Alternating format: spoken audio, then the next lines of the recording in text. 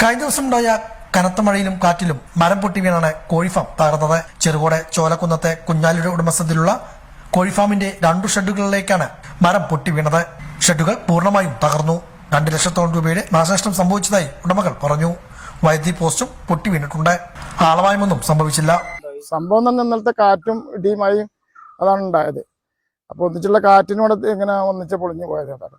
അതുകൊണ്ട് ഇനി പറഞ്ഞ ഒരു 2 ലക്ഷം ഉറുപ്പിയുടെ മേപ്പെട്ട് ചെലവ് വരുന്നത് പൊളിച്ച് വേണമെന്നുണ്ടെങ്കിൽ. നിങ്ങൾ കണ്ടില്ലേ ഇങ്ങനെയൊക്കെയാണ് സാധ്യത. അത്രയും നഷ്ടങ്ങളാണ് ഇപ്പം നമുക്ക് സംഭവിച്ചിരിക്കുന്നത്. കോഴികളിപ്പോൾ ഒരു 3000 കോഴിനടുത്ത് പിന്നെ അതിൽ ഇറക്കുന്ന ഫാമാണ് പോയി. അപ്പോൾ 2 ഫാമും പൂർണ്ണമായി തകർന്നിരിക്കുന്നു.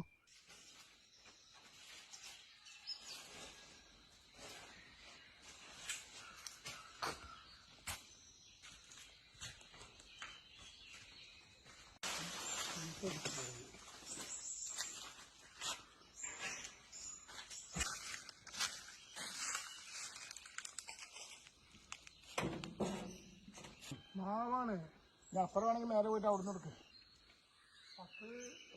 കോഴിക്കളെ ഞങ്ങൾ പിടിച്ച് വേറെ സ്ഥലത്ത്